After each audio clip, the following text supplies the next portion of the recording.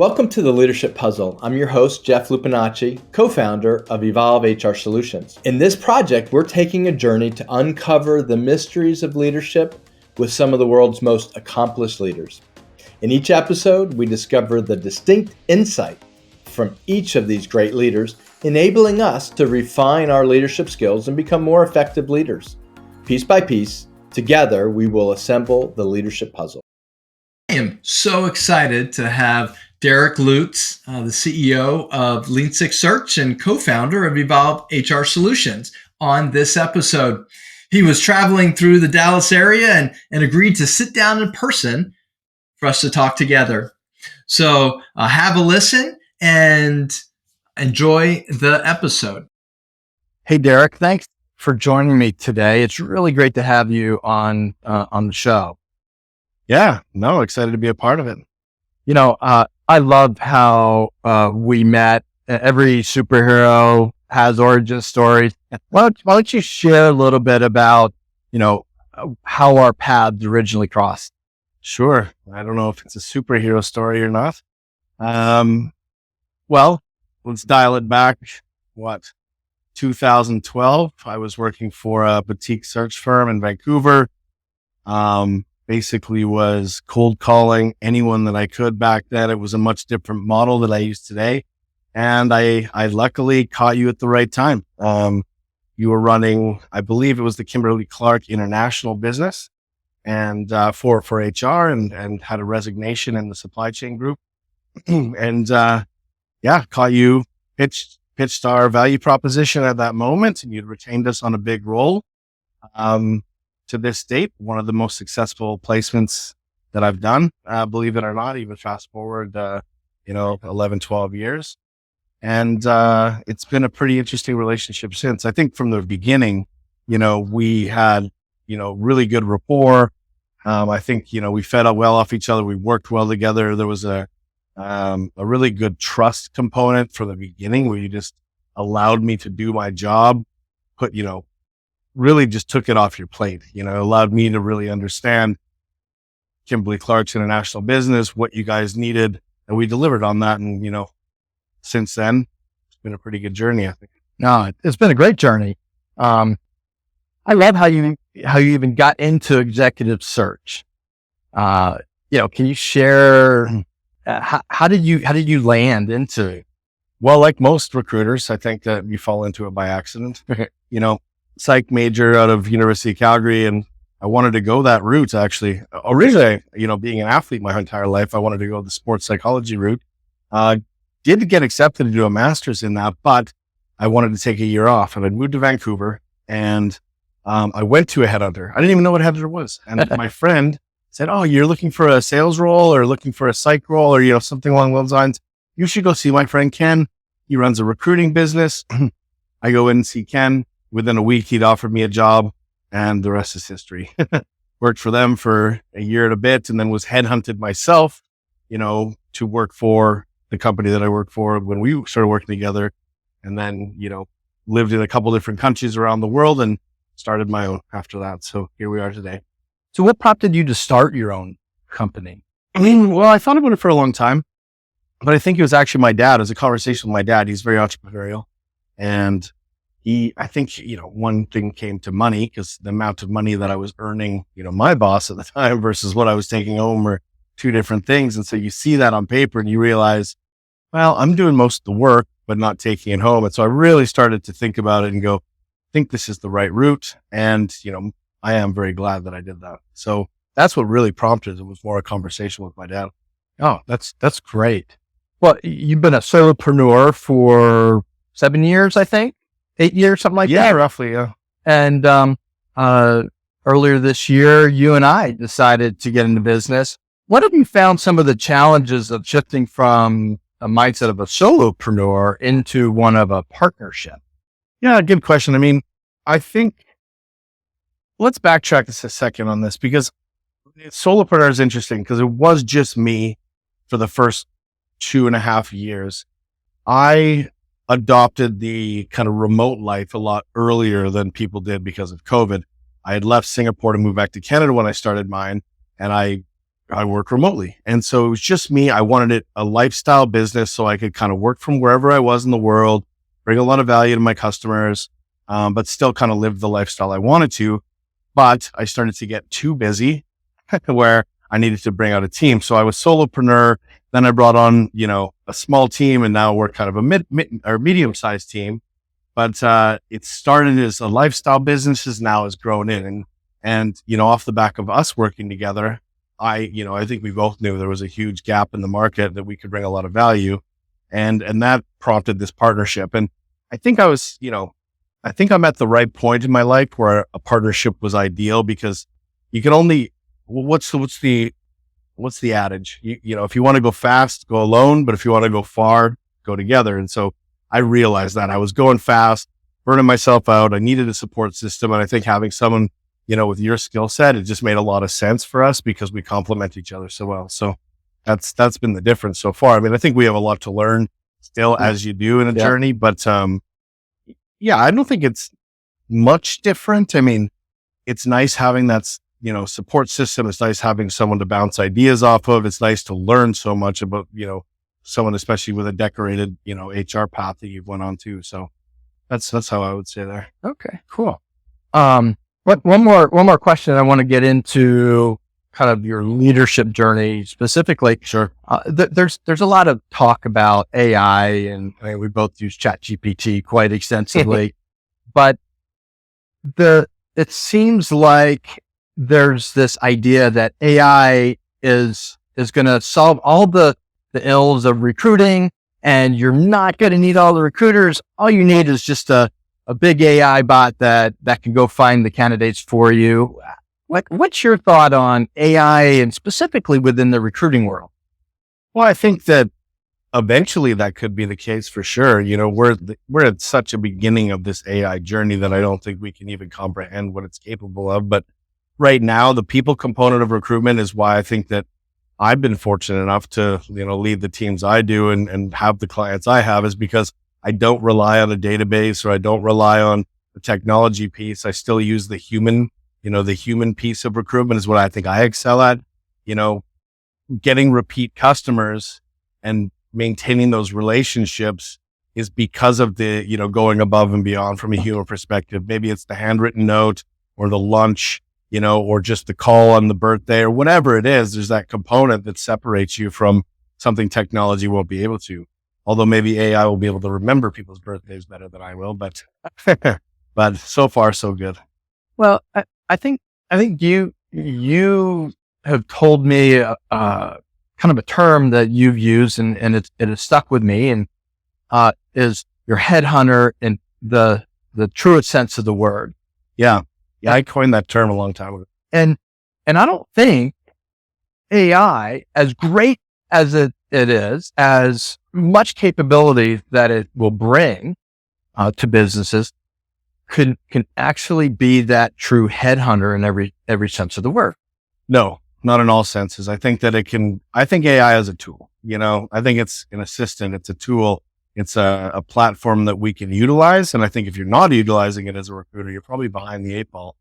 But overall, it's a tool. And we are headhunters in the truest sense of the word. And that's how we separate ourselves from our competition, which has been, paramount in our growth.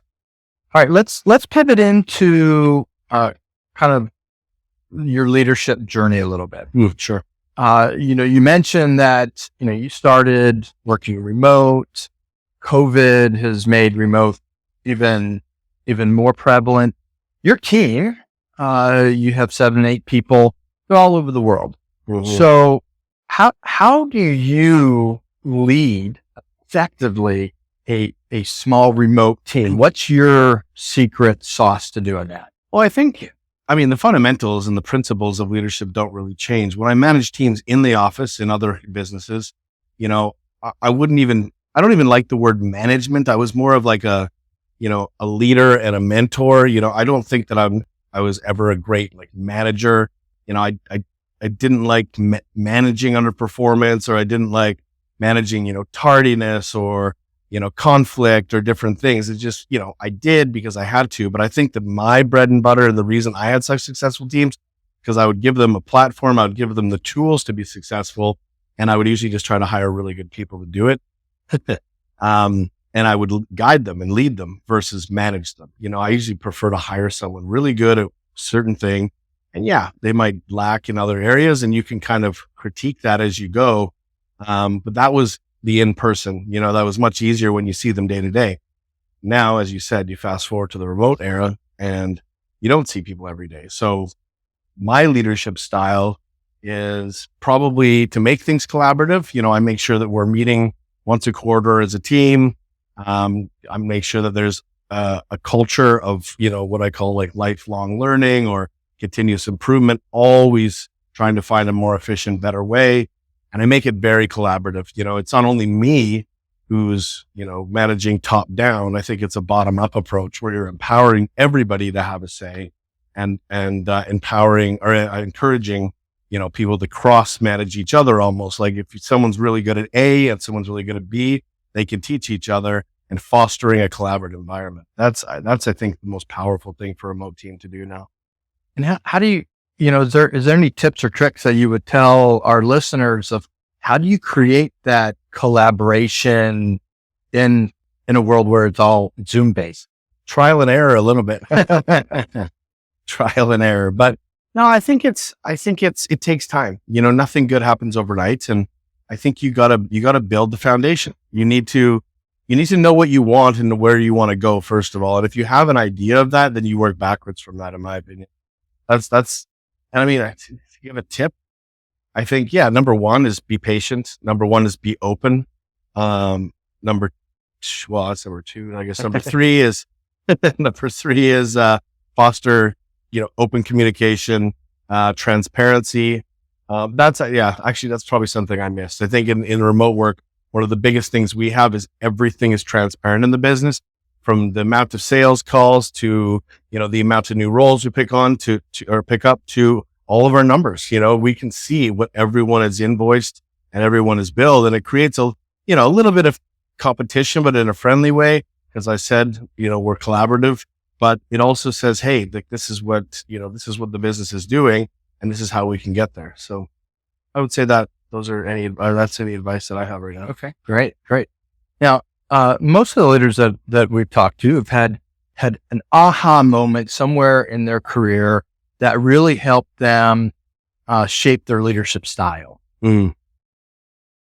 If you think back, was there a aha moment for you, a customer, a boss, a parent that drilled something into you, a coach, perhaps, since you're an athlete, that drilled that something into you that you went, that's how I need to be as a leader? I think there was many of those, especially in my hockey days. But, more recently, I think it was, having an issue with an employee who I think has incredible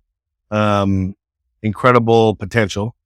And there's some personal things, and, instead of letting them go, like a lot of people would in this day and age, it wasn't a reflection of their true character or what was going on. And I knew something was up. And so rather than, how do I say this? Rather than just fire them or, not understand, it was, okay, whoa, let's take a step back and find out what the root cause is versus, a Band-Aid approach. And we did this, and this is 6-8 months ago. Fast forward to today, and it's been night and day. And now they're one of the most invaluable pieces or players in the business. And I think taking a step back and looking at the bigger picture of things is probably one of the most important aha moments I've had, and not to rely on, rash decisions or not learning all the information that's available to you. Because I think that definitely will help make decisions, down the road if you do that. So that's my aha moment. Okay, great. You've been very successful growing a global business while traveling to over 130 countries. I mean, just a great story there. How do you find time to lead a team, juggle time zones, the travel time, the sightseeing time? What's your secret in terms of still leading that team and serving your customers? Yeah. No, good question. I've thought a lot about this, again, trial and error. For the first year or two, it was easy because it was just me, and so I could juggle it. And but now, as you grow in a team, number one is routine, and that might say, well, how do you have a routine when you're always on the road? Well, it's about certain things I do when I'm traveling. I have a routine at the airport. When I land, I have a routine. Hotels, routine. Some of those things, just to tell you, is every time I get to a hotel, the number one thing I do is I immediately unpack everything. Hang all of everything up, because the worst is throwing your suitcase, leaving, coming back late, you've got to unpack everything. Just doing that, it makes you feel at home right away, so it's much easier to start the next day. Number two is fitness, having that fitness regime in place, going to the hotel gym or your community gym, wherever you are, if you're an Airbnb. Number three is structure.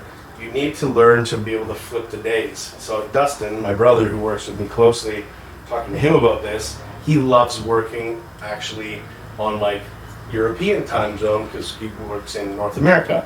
So instead of starting a typical workday at 7:30 or 8 and finishing at 5, he's starting at 3 and finishing at 11, and because he gets his daylight to go explore and travel. And I agree wholly with that. It's just the learning to adapt to your surroundings. It really doesn't change anything. I get this question all the time. Oh my gosh, how do you do it? Sure, there's the odd long flight in there, but schedule that on a weekend, or there's easy ways around it. And you just need to learn to be comfortable, with working different hours, with being alone. You have to be comfortable with that, that's for sure. But the longer you do it, the more you get used to it, and the more people that I know that learn to do this, the more people that enjoy it.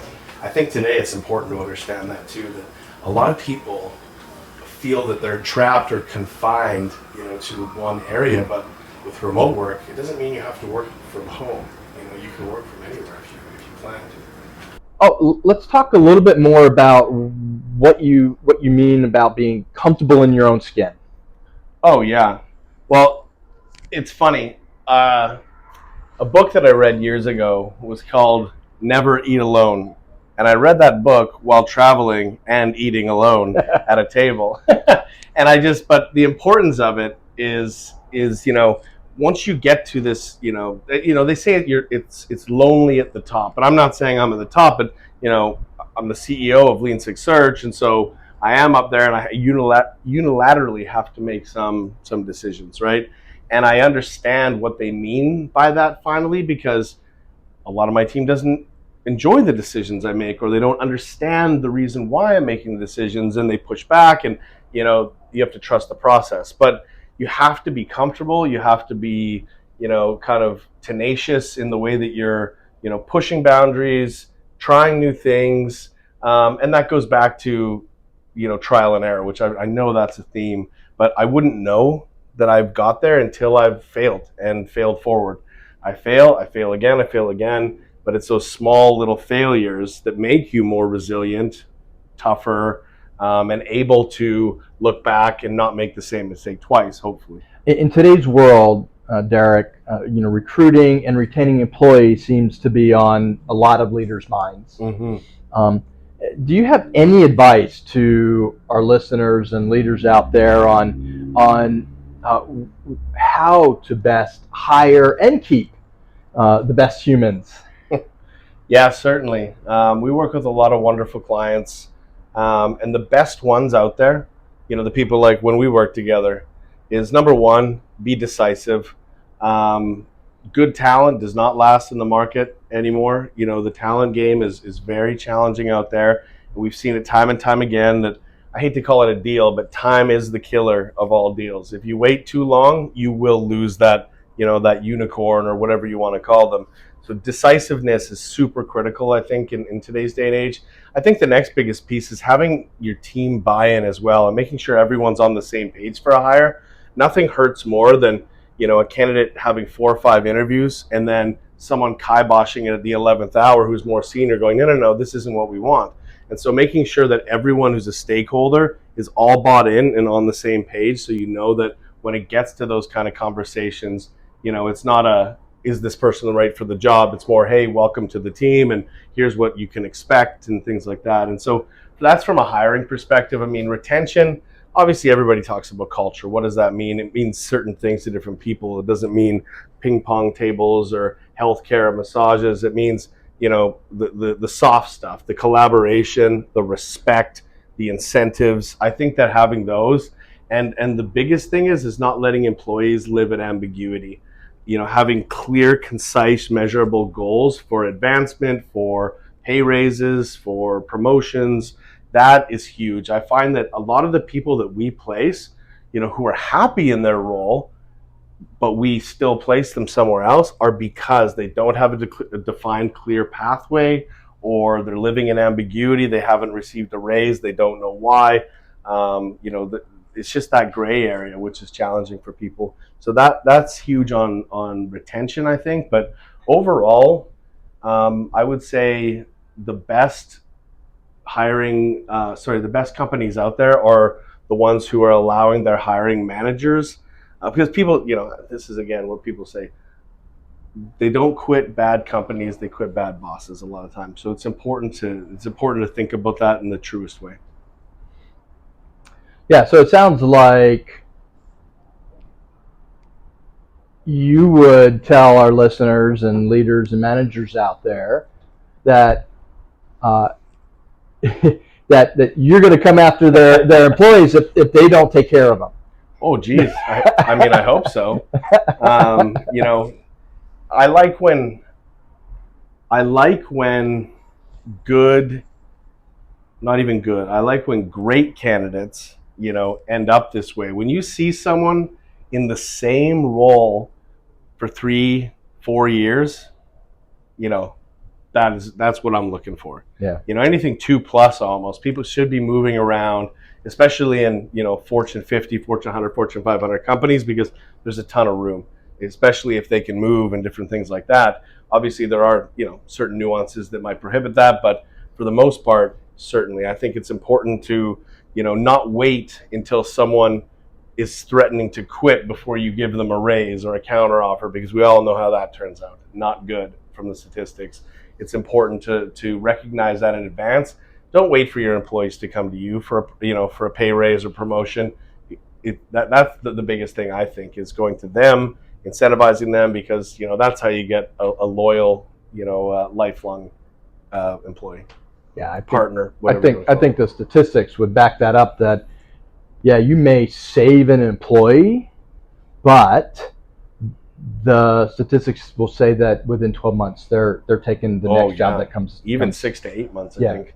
Yeah. And it's funny because obviously as headhunters we charge a fee, and it can be fairly sizable depending on a role at a VP or C level. It's pretty crazy money sometimes, but it's way cheaper to pay our fee than it is to leave a role open and then lose someone and then have to rehire them and do that again. Because we know what the money constraints look like there. Yeah, great. All right, this has been awesome. I want to have a little bit of fun now. I'm all about fun. So this is going to be our lightning round. I'm gonna throw some questions out and just quick. We'll just hit a few questions. Sure. All right, what's your favorite country you visited? Favorite country? Iceland. Other than Canada, of course. If you had one superpower, what would that be? Ooh, time travel. Time travel. Mm-hmm. Awesome. What's the best meal you've ever had in your life? Oh boy. You knew I was going to ask that one. I know, especially after dinner the other night. I've had plenty, but I would say the best overall experience was when my brother and I were in Tokyo. We went to a 18-course omakase in Tokyo, right downtown Tokyo, with one of my local Japanese friends, and it completely blew me away. What blew me away was I did not know the price, and that put a dent in the pocketbook. But it was tremendous. Oh, that's awesome. They actually had a samurai sword there from I don't even remember the year, but it was one of the first samurai swords or something. We got to hold it, which I thought was really cool. Yeah, probably cheaper than your meal. Oh yeah. So, of all the countries that are left for you to visit, what's the one that you're most excited to go to? Ooh, Madagascar. Okay. Yes. what is the one unique attribute, we call it puzzle piece, that you bring to your team? Empathy. Empathy. Okay. Empathy is the biggest one, I think. And I think many leaders who are good, who are great, bring empathy to the table. That's great. On the other side, what do you think your employees would say your unique puzzle piece is? That I don't stop working, that I'm always there, that I'm reachable. I'm always reachable no matter where I am in the world. Probably reachability. Okay. Oh, great. Which is kind of funny because I'm, never in the same place as them. Right. Yet I'm always reachable. No, that's awesome. Thanks, Derek. All right. Well, that was the end of our lightning round. Now you are CEO and co-founder of a couple companies. Why don't you tell us about them? Yeah. The first one is we're coming up on our 7-year anniversary in 2024 is Lean Six Search Group. We're a full service executive search firm specialized solely in end-to-end supply chain. That's been my bread and butter. That's how we met. Working with you, plan, source, make, deliver. That's all we focus on globally, and have a team, I don't know how many countries we're in now, but we've filled roles in over 50 countries, which is kind of cool. Work with some of the best and brightest out there. And then the second piece is obviously Evolve HR Solutions, which has been an incredible journey, focused solely in the HR, human capital space. I head up mostly the search side of that, given my background, and then partner with Jeff to on the HR advisory piece, consultancy, leadership, management training. We've got a software solution. We're kind of a one-stop shop for any small to mid-sized company or who need help with HR. So that you might want to play with that. But and so they can find you at www.lean6search.com. Yeah, leansixsearch.com. And evolvehrs.com. All right. One more time. Yeah, www.leansixsearch.com. That's leansixsearch.com and evolvehrs.com. All right, great. I Beautiful. have one last question. Yes. What advice would you give our listeners to implementing a leadership strategy that can help them grow their own leadership capabilities, whether they're leading a small team or a large team? I think laying out crystal clear goals is number one. Having specific measurable goals, having a pathway to get there, and having the support, collaboration, and transparency to do it, that's a recipe for success in itself. The rest will fall into place, I think, as long as you have the infrastructure and support. That's awesome. Derek, this was great. Thanks for coming on the show and spending some time with us. Thanks again for tuning in with us. It would help us greatly if you like, subscribe, share, and leave a comment below. You can also find us on all of the social platforms at The Leadership Puzzle. Join us next time when we sit down with Gianna Driver, the CHRO of Exabeam. And so we'll see you next time on The Leadership Puzzle.